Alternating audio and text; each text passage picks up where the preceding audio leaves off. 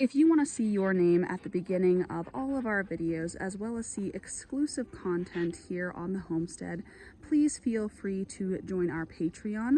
Memberships start off at just $1 a month. And as always, thank you for your support.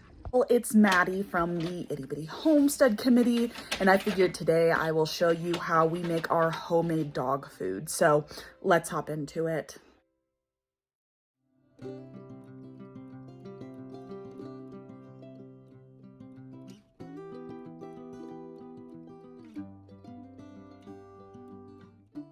Our dog food recipes have been verified by our vet and have kind of been put together based on the kind of ingredients, carbs, fat to protein ratios our vet recommends. But we don't just stop there. The dogs also get a variety of supplements and vitamins in their dog food as well to make sure that everything is balanced and they get everything that they need.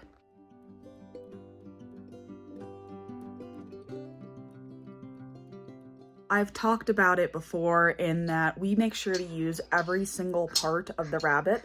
This includes bones as well as fur. So what we'll do is we will take our rabbit furs, we will put them into the dehydrator and turn them into strips and make them almost into like a dehydrated dog treat. The first thing I'll do is I will steam my rice and my vegetables and make sure that they come up to temperature and are appropriately cooked. And then I get started working on my meats. So this time we had ground beef and rabbit.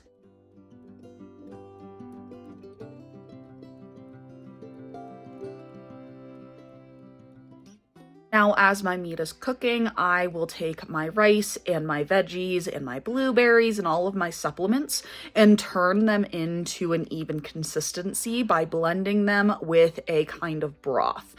So this could be a rabbit broth, this can be a bone broth. It just depends on kind of the day and what we're looking at. We do use a more canned dog food consistency with a lot of liquid to help with hydration in our dogs.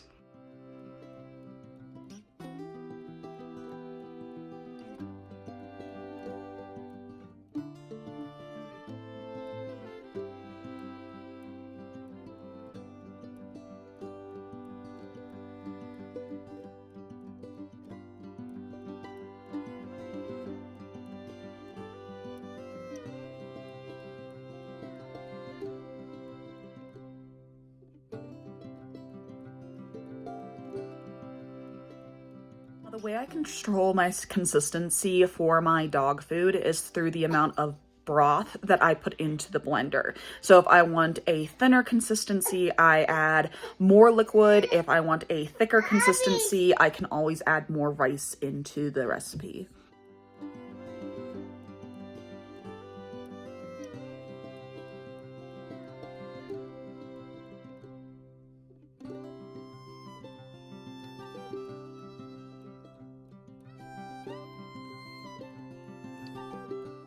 The next thing I'm going to do is I'm going to take my rabbit and I am going to cook it down with some broth and just make sure that everything is extremely soft. And this would be the time to tell you I don't have a meat grinder. So I use my blender to blend everything. Is that smart? Probably not. Does it work? Why, yes.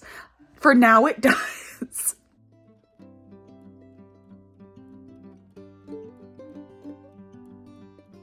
Once the rabbit is finished cooking and I get it all blended down with all of the organ meats and the ground beef, I will take that slurry and mix it in with my grain and fruit and veggie base. Now, once I have everything kind of mixed together, I let it come down to room temp before I put it into all of my Tupperware containers and it goes into the fridge. And we feed this twice a day. Each dog gets their own assorted ration.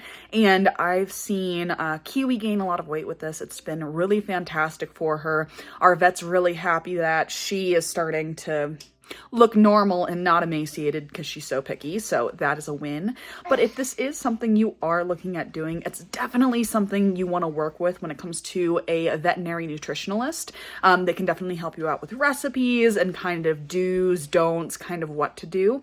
And our team at our vet has been absolutely fantastic when it comes to trying to get the right diet for our very, very picky dog. The picky girl in question. Is you a picky girl, Koi? Is you just a... Oh, where you going, baby? Where you going? Where you going, mama? Where you going? Oh, you're a good girl. But anyway, that's all I have for y'all. Thank y'all so much for watching. I hope you enjoyed this one. What do you feed your dogs? Do you go with like a basic kibble, which there's nothing wrong with it? Do you do a barf method? Do you do a raw feed? Do you do a fresh cook? What do y'all do? I really would love to hear. But that's all I have for y'all, and I'll see y'all in the next one. Bye, guys.